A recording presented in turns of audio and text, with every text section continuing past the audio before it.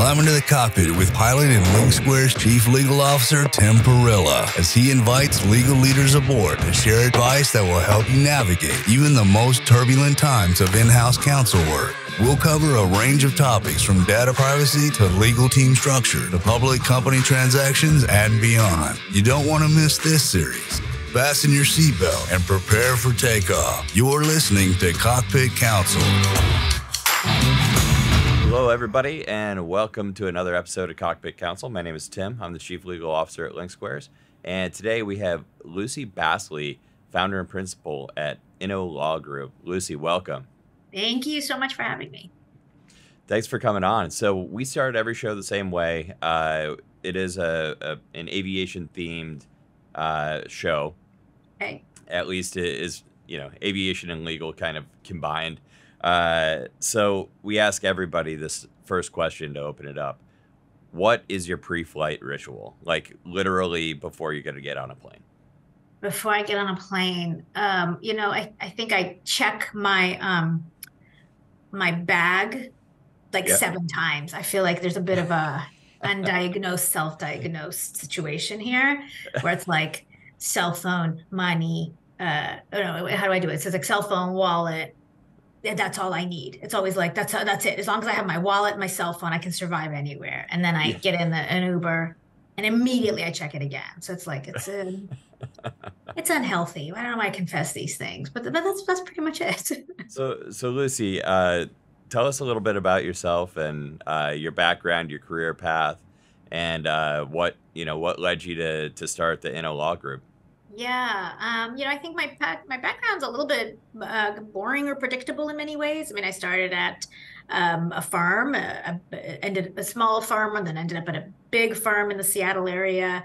One of the clients happened to be a small company called Microsoft, and I had my eyes on it, laser focused. The minute I realized law firm life wasn't really for me, I was doing fine. But one great conversation between me and a partner about generation credit. I realized, I'm not going to win at this game, and ended up going in-house, and then was at Microsoft for a little over 13 years. I'm a commercial transactions lawyer, and I was the lead lawyer for procurement. So all I did was contracts all day in, day out.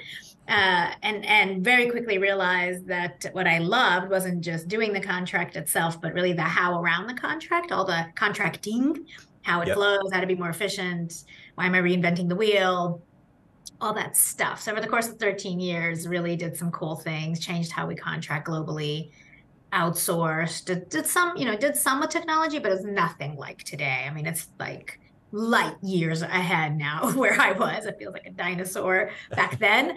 And then about 5 years ago, really just loved what I was doing and kept getting calls. How do you do it? How'd you do it there? What have you done? How'd you make it so much, smoother?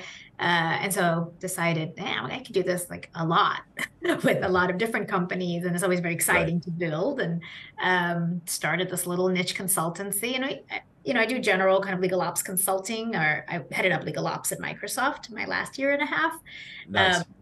But my sick love is contracting and all things CLM. So that's how I started this little niche consultancy.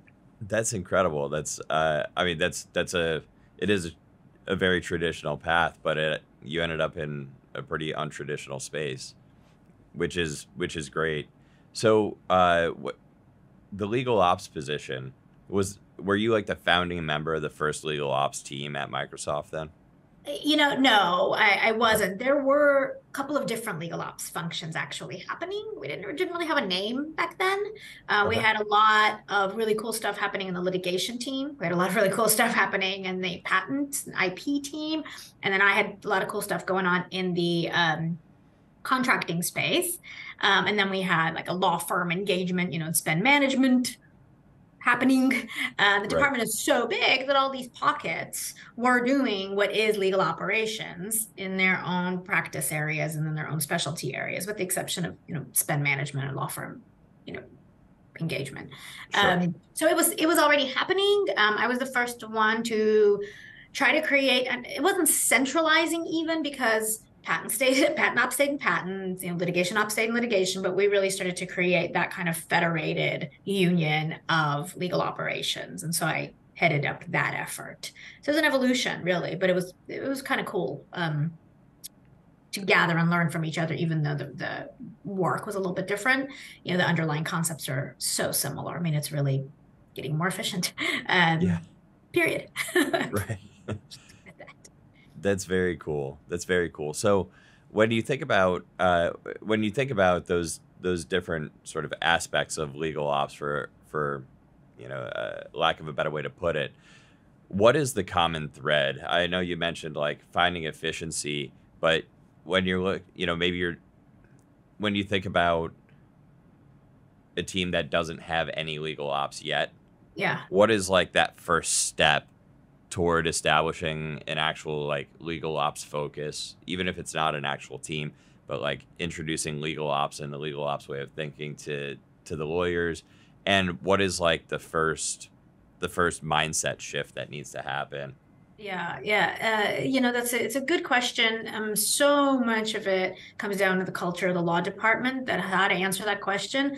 I kind of feel like, I don't want to say it depends, but I want to know a little bit about the team, a little bit about the history, a little bit about their culture, and then it's much easier to kind of make a decision of which path to go. In general, really, that the core of legal operations is having attorneys think about their day job as not a bespoke, everyone is a first one time. It depends. Everything is unique. I don't know until I do, and really create some predictability. Maybe that's the word I would lean on. I mean, efficiencies we hear a lot about. Everybody jumps to technology. Respectfully, I think it's a cheap shot. I think it's like clickbait, like Sure. AI and all that stuff. It's like it's not just technology. In fact, 90% of it is people and process and change management. And then the tech enables all the good things. So tech ends up being a lot of when people think about legal ops, and their first hire is about implementing something, either a spend management system or contract management system. Those are kind of the two biggest top hot buttons that people kind of, gravitate towards. But to me, it's really, it's that, predictability. The business shouldn't have to live in the world of I don't know. I reached out to legal. Yeah. I don't know. I'm going to go to legal now. That is crazy. So to me, it's really that. Okay, how? When they reach out, for what? How? What do we tell them? What should they expect? So I've started kind of really thinking about predictability as a goal, and then try to help lawyers shift that frame of mind from you can't keep operating in an it depends world. Budget, how much you're going to spend next year can't be it depends. I know. We don't know when a litigant, I know, but it can't be it depends every time. And I think it's getting them out of the solving for the 20% and solving for the 80. And that is a huge mind shift, because everything I did over the course of 13 years, I mean, believe me, I had lawyers up and down the hallway going, oh, God, she does all that process. Oh, here she comes, she's going to make this huge templates. Like, yeah, it's okay. It's okay. So I think it's like, letting go, and we gotta just get over ourselves. I mean, anyway, that's I mean, you are absolutely preaching to the choir on that one. I think that it's long overdue that legal teams stop acting like they're still outside attorneys when they're operating in a business. That's it. That's exactly right. The mind shift is you are not at a firm anymore. It is not 100% risk mitigation. You are not going to be rewarded for how much time you spend on something. And that mind shift, just going in-house, it doesn't naturally happen. So you still have law firm lawyers functioning like law firm lawyers in-house. I think a lot of law departments are structured that way. I mean, even I said it earlier, it was like practice area, because I feel like I have to make sure I say it in a way that other lawyers understand it. But I hate thinking about it as practice areas when you're in-house. You may be a subject matter expert, but you're there to support the business. I don't care if you're a patent guru or a commercial lawyer or an employment lawyer. That's exactly right. And one of the things that we talk a lot about on Cockpit Counsel is learning how to be an in-house lawyer. And I think of practice in-house as distinct of a practice area as patent is from litigation. Patent prosecution might be from litigation, might be from commercial transactions, might be from venture financing or public company transaction stuff, right? Like I've seen some people make that transition in-house very, very well, and other people, extremely talented lawyers, not make that transition very well at all. That's right. That's right. That's exactly right. And it's interesting, and it's not enough to just be a good lawyer, like, because as you said, you are a business unit and you need to act like one. Right. That's right. Yeah, no, being a good lawyer is important, but I think it also becomes though it's table stakes. So what I don't like, the responses and reactions to, operational efficiencies, like, well, but we got to make sure, but the risk, I mean, we need to make sure it could. And I'm like, yes, stop with the fear tactics. Like, I just think, to me, these are these cheap shots that are so easy to just lob over the fence. And now the operationally efficient lawyer, the unicorn lawyers, as I call us, are the freaks. We're like, oh, come on. Now I got to respond and depend, and answer and defend why you don't have to have a 15-page NDA template. Please don't make me explain why you don't need one. Please tell me why this 3-page one isn't good enough. Right, and right.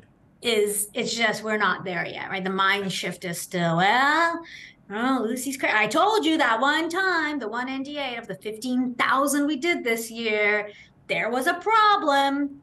Right. And had we not, and that cost benefit and the time and all that, it's still an uphill battle. It's still a debate, and it just shouldn't be, but it is.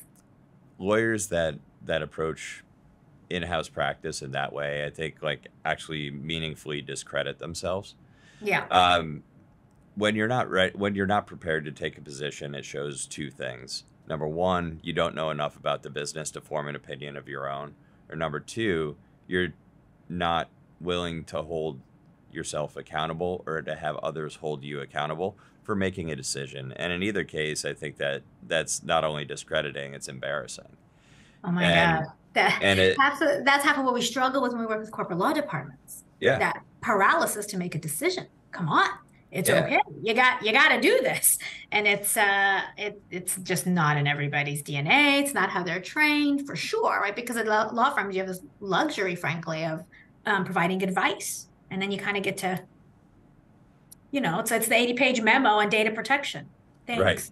That's really helpful for me to now operate. And that gap that just still exists, this huge gap between that legal counsel advisory role and that in-house counsel role, where you really are counseling, and it's got to be business minded, it's got to be fast, it has to be operational, it has to work. There's no time for pondering, I guess. It's a different beast. That's exactly right. And then, you think about what the executive expectation is from the lawyers, and, like, making decisions quickly, and then having the confidence to understand that you can deal with whatever may flow from those decisions, right? Yeah. Lawyers are trained to go to the worst case scenario, like, oh, don't do that thing, avoid that risk, because in some ridiculous, crazy world it could get there. It's like, all right, like 10 things have to go wrong before this actually comes to fruition. Right. But everything's a law school exam question. That's the problem. Like, you don't get points for that in real life. Exactly. So let's get into contracting process a little bit. Yeah. How can in-house legal teams take a hard look at their contracting process and introduce areas and ways to be efficient? Yeah. I know it's like a well, that's what we do. Yeah, that's question, right? Well, we spend months trying to help answer that question. But we really come up with a bit of a methodical approach, and a way that kind of works for really every law department. There's no one right answer. There really isn't. To me, baby steps, anything is helpful. Do anything you do that makes today's process better than it was yesterday is great. And I think the very, very first step, a lot of it is, it's kind of that the therapy and the intervention that I often do. It's letting go of what you shouldn't be spending time on. You can't optimize process and look at a process flow that's better if you still want to see every NDA. And that's going to be my favorite example. I'm going to keep picking on it because it is the one thing that resonates with everybody. And we all nod and everybody's like, oh, I know, Lucy, it's crazy, right? But what if they put that non-compete in there? Then somebody's got to be trained to read that, but it does not need to be the legal department, number one. Right. Number two, Yes, everybody's talking about technology, finding things like that. It can do that too. There's a million ways I can answer the what if. That does not include, you're right, a lawyer should really look at every NDA because that might happen. So the very, very first step for contracting efficiencies, contracting process overhaul is that what we say is it's what's your legal review policy? And it's a big word, and I'm like, oh, policy. I don't care what you call it. Guidelines, rules, your go, no go. It doesn't matter. It has to work for your law department and for your corporate culture. The legal team, though, has to come up with a very, very clear position on what it will and won't do anymore. Right. And it can be written in the affirmative or in the kind of, converse. I mean, you can say these are the only type of contracts we want to see. That, of course, is a big like, oh, what did I not say? But I've seen some frisky law departments do that. And then others are more of the, hey, we want to see everything except, and they do list, hopefully a decent sized list of types of transactions that they now no longer want to see. And then from there, okay, if you don't want to see them, then we have a little approach of what you need to do and templates and empowerment guides and playbooks and training and education and guidance. And all that can then be enabled with technology. So the first step, though, really good hard look at what you should be spending your time on, because legal's got to get itself out of the way. You can't improve contracting process if legal doesn't first take that step. That's how I look at it. That makes a ton of sense. And on LinkedIn, you talk a lot about CLM readiness. Is this the sort of thought exercise that you go through directly with the team? And what's after that thought exercise, what's sort of the next step? Yeah. So the first things first is, CLM readiness. We started kind of talking about a couple of years ago. I'm not the numbers and LinkedIn and the social game. Oh, that's very exciting. But I like the work. I like the stuff. I like the content. Yeah. To me, this right now, for the last few years, since this wonderful influx of VC money into the CLM tech space, people just aren't ready. People are buying, and they are absolutely not ready. Law departments, I would say very high percentage of them. My research says 90 to 95% are not actually ready. And they end up either being sorely disappointed in what they get, they end up reducing their scope significantly at some point during the implementation, or they revert to, I just need a repository, which, by the way, is problem zero. Right. I don't care about your top problems, and you're going to tell me about generative AI and robo lawyers and all that wonderful stuff and mapping and tracing and I'm going to on my forms, and it's going to know, and I'm going to attach every document. It's going to map every parent. It's going to do all of that. But guess what? I can't find my stuff today. Right. So we're going to solve that first. We have contracts on salespeople's laptops today. Absolutely. Oh, and then the lawyers, yeah. Look, C drive, save as. Oh. I don't, if I put it in the cloud, I just like to have it here. So many lawyers still function that way. Some admit it, some don't. Some we have to interrogate. It's like, okay, it's true. I always save my own copy. As long as that kind of continues to be okay, it's going to be really hard to have any kind of big transformation. But in general, for readiness, yes, once we do kind of that philosophical, you got to pick and choose what you want to stay out of and what you want to do. Then the readiness is, okay, how's it going to flow? I really want to trace those steps. Yes, we like to do the current state. We need to know how it's working today. So we understand the size of the change management effort, because that's really what this is all about. You're trying to change behaviors in the business and in the legal team. But that next step is, okay, how does it move? Where does it go? I always think about contracting as two core kind of paths to discuss when anybody talks about contracting. One is the substantive stuff, the stuff inside the four corners. Four corners of the document. There's words. There are templates. There are words that come in, come out. You need to review. You need to negotiate. You need to deal with what lives inside those four corners. But really, the stuff that I think most technology is best at solving is how it's moving around. Where do you get it? Where do you move it next? Who should get it next? Where should it go? How do you force it into electronic signature and then store it somewhere where you can find it? That basic kind of process flow, you have to know that crystal clear before you go looking at technology.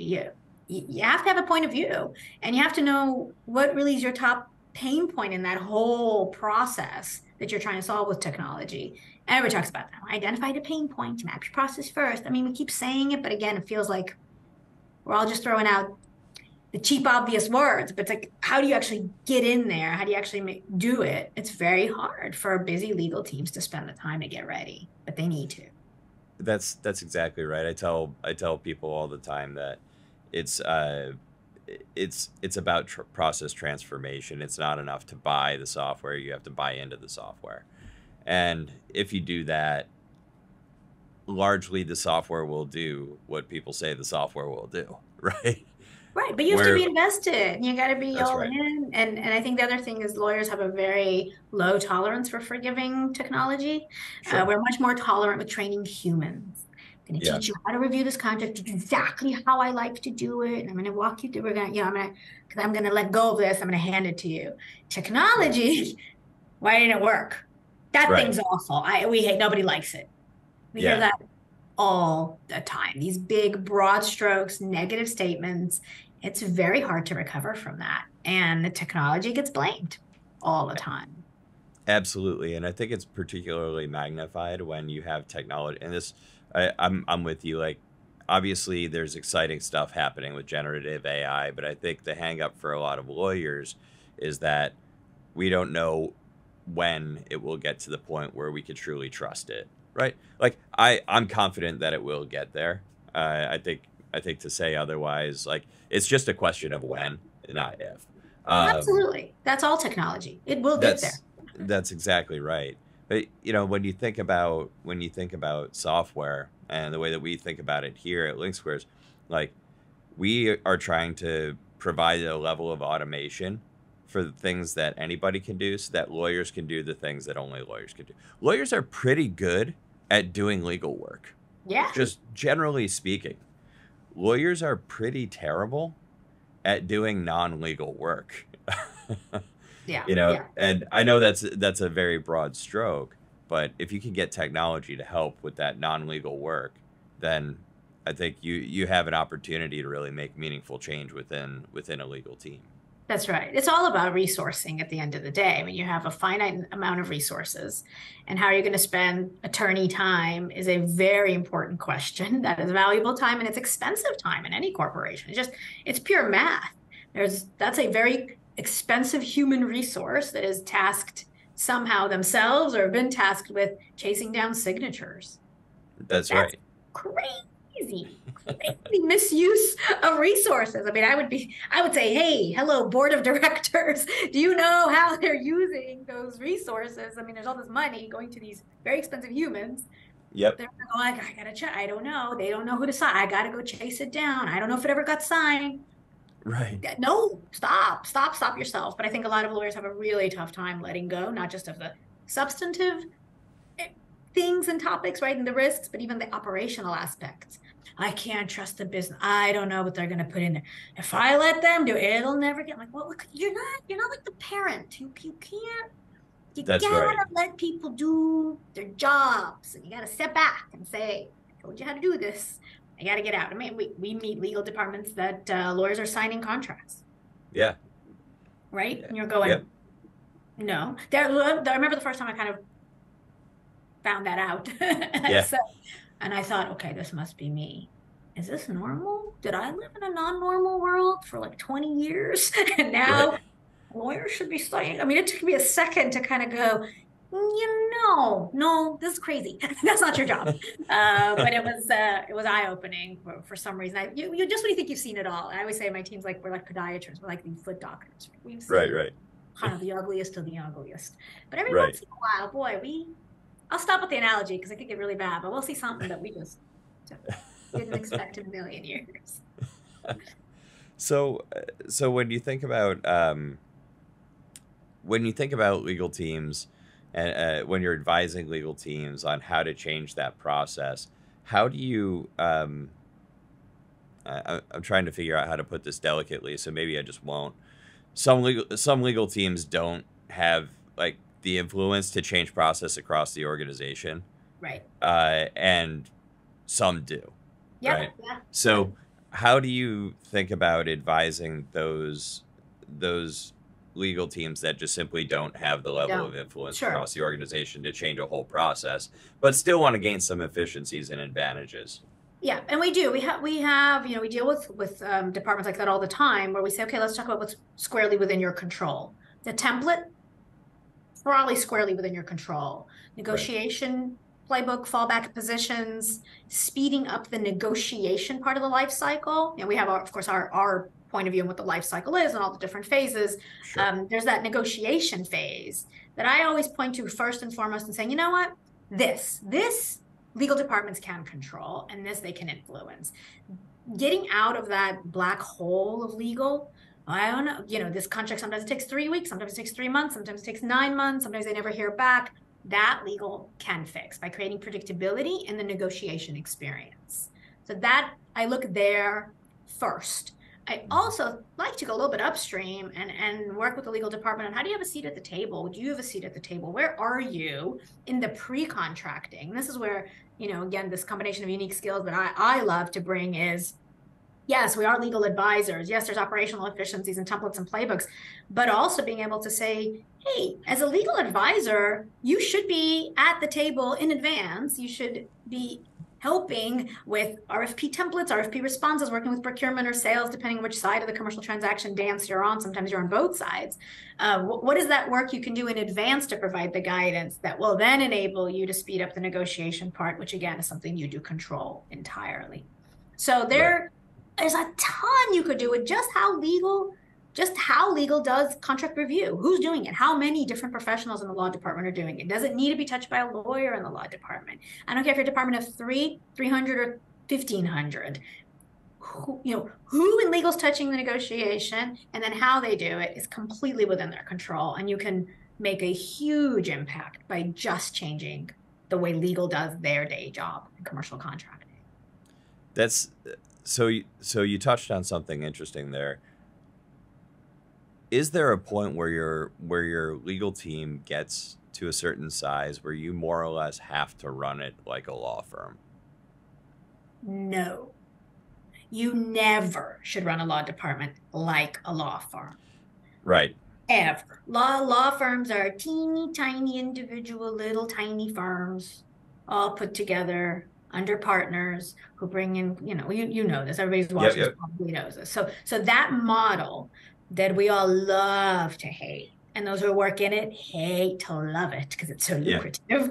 That model is entirely in conflict and contradictory to what a company needs. So absolutely not. In fact, it's the opposite. The bigger you get in the law department, the more you have to align and snap to the business and roll with the business rhythm, the business goals and expectations. They all have to map to what legal is there to enable and support. And I'm going to dare to say something that I know people are going to throw things at me. We should act like HR, IT, finance. We are a corporate support function. That's right. Spend more time in school. We have a different area of experience and expertise that we bring, but we are there 100% to enable the business. But for the business, in-house law departments don't exist. There's nothing to law on. We're not lawyering. That's right. We're not there to lawyer for the sake of lawyering. That is not actually the business. The business is the business. If we're not there to enable it, we shouldn't be there. So the bigger you get, the more you got to be efficient and really run like a business and operate like a business.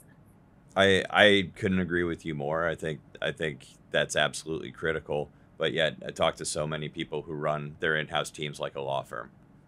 They have practice areas, right? Practice leads, do you find that there's a lot of resistance, like when you go into a customer that maybe operates like that? People are like, "Oh, Lucy has no idea what she's doing. This is how all successful law firms run, or law departments run." I've been super lucky that I'm only called because I know what I'm doing, and people call me because I know what I'm doing. Right. We don't do. I'm not marketing. I don't do that. So no, I'm lucky, and I always tell my team, like, we're so lucky that we get called in by people who want us there and recognize they need us there. Doesn't mean they're always ready for us. Right. But they need our help, and we're there. And then really it's their own internal struggles and challenges. I mean, look, corporate stuff.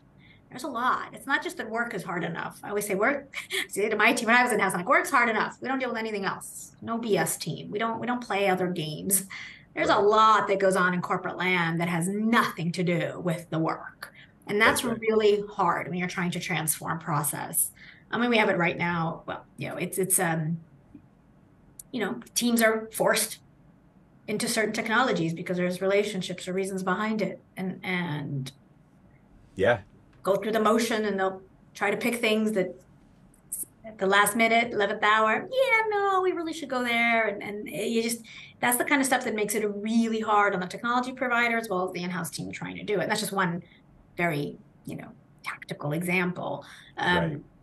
So I mean, the short answer is I'm lucky we don't have customers who think, oh, we're talking about, and they run the other way. Right. Our clients come to us because they're like, we desperately need your help.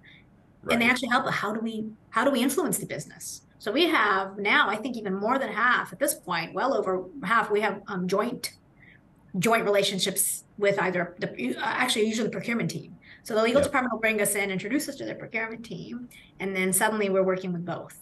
And that is kind of magical. That's the fun stuff for us, where we're really helping them together. And they're negotiating roles and responsibilities. They're negotiating who should be doing what. That's core. And then together, they can talk about the system, and then we have to mediate because what one wants the other doesn't need. And then they want the system that's going to do all of it. I'm like, oh God, can we not? Right. Exactly. Let's address one issue at a time, please. Yes. And then I have to imagine there can be some conflict as to who the real decision maker is. Like, are you, particularly when you're looking at buying technology, right, that procurement maybe is going to use, or other parts of the organization is going to use. It's like, all right, why are we buying this tool, and who is the ultimate decision maker on it? So that obviously influences the tool. Always an issue and a question. I mean, a lot of what we bring when we call it, project management hygiene, we document decisions. We document who's in the meeting, how decisions are made. I already have the scars and the bruises from what I've experienced in-house.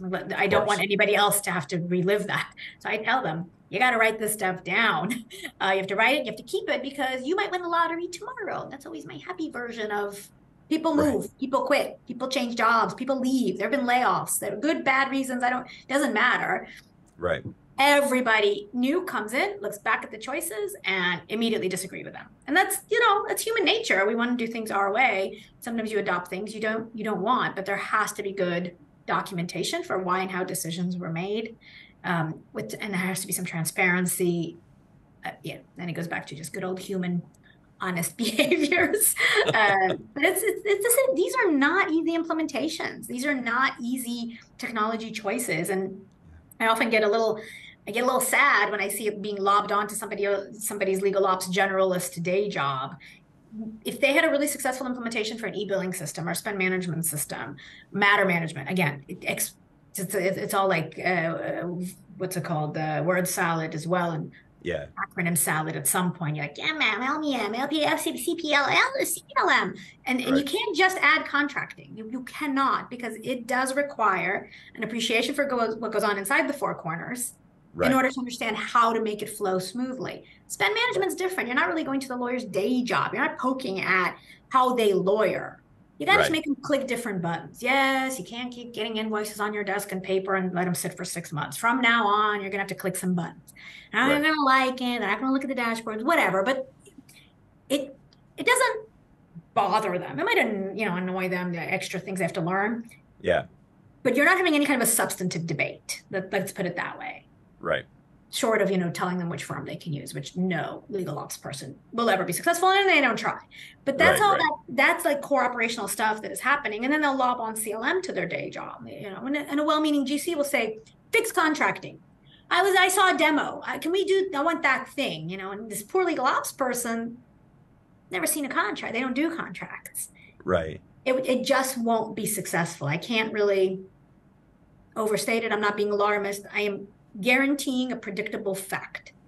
Right. Running a CLM system selection implementation project without an appreciation for contracting, or having somebody by your side, lockstep, co-owning the project, Yeah. who can speak to the lawyers, who can speak the lawyers' language, it just won't be successful. I've seen it fail too many times. It's not just another piece of tech. It's not Yeah. that kind of infrastructural tech like knowledge management, right? Right. Right. So that Yeah. that is I see it every time. I'm like, oh, trust me on this. Yeah. I mean, it really is a tale as old as time, and you also touched on top-down decisions that get made where it's like, I want to go with this CLM because I saw the demo and I really like the demo. It's like, first, maybe it's the legal leader who hasn't touched a contract in 2 years and has a team Absolutely. doing. It's like, all right, well, like, no offense, but your opinion doesn't really matter in this one because Right, that's right. you're never going to use it. And you'll be lucky if you learn enough about it to get the positive parts of the outcome. That's right. We actually have somebody that poor kind of legal ops person uses this all the time and like happy to provide little free emotional consultation here, but they're like, I don't know what I can't. How do I convince my GC? How do I convince them that in this case, it isn't convincing them that we need a CLM system. A lot of people, try to make these ROI business cases, and that's a completely different debate. This is really, oh my God, my GC thinks we can stand this up in a couple of weeks. But GC's been there 3 months. Yeah. Stand this up a couple of weeks. All due respect to all the great systems out there. I get emails about this all the time. We'll have you up and running. What do I do to get you in a shiny new CLM system in 6 weeks? If they don't have any of their processes, if they don't have templates, they don't have a policy, if they don't know who should be doing what in their company when it comes to contracting, yeah, stand it up. Sure, you can go live. You can go live in 6 weeks, 3 weeks. Sure. With what? Live with what? Yeah. Exactly. That's scary because again, that's a recipe for failure, and then the technology gets blamed. GC's frustrated, and it's just nobody wins. So doing that homework.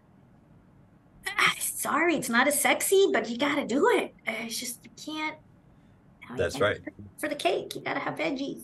And that's part of the practice of in-house, right?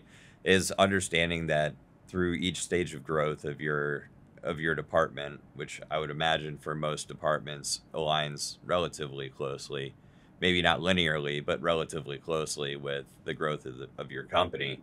Right. Like, you're going to have to explore the way that you do things every so often and reinvent the way that you do things every so often in order to actually continue to serve the needs of the growing business. And, if you actually develop and foster a culture where that is the norm, where you look at your process, say, do we have enough process? Do we have too much process for where we're at? Then it really isn't that much of a change in conversation to look at, CLM product or really any other piece of legal technology and say, like, all right, now we're just going to have to think about how our process changes if we want to implement a CLM or a matter management system or any other, e-billing, whatever, right? Yeah, absolutely. And the stop and take stock is hard. Yeah. And I appreciate that. I don't expect, let's spend 5 days mapping your ultimate process. I mean, that's silly. I hear people say that, and you can't be tone deaf. People are buried. And that's why, having lived it and breathed it myself, I know what it's like to be buried in volume. The contracts don't stop coming. So if you're going to tell me, well, just take a little pause, think about, let's take a step back. Yes, you need to, but right, you just have to. You have to know what it's like to be in-house and dealing with this deluge. And that's actually another issue that, I see a lot right now in the market is there's a lot of sales tactics that are happening that are just sales tactics. Sure. It just is absolutely missing the mark on what it's like to be an in-house lawyer. And I think selling to legal ops is different than selling to the corporate lawyers, to the actual transactions lawyers.